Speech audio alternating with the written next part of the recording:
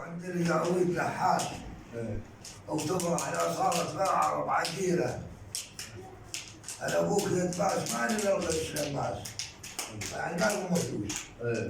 انا بدي يرمي المسكينة عشيرة انت تجي يتباس والناس خلاص وتاخذ من والدك لك بشيرة يقول لي يتباس.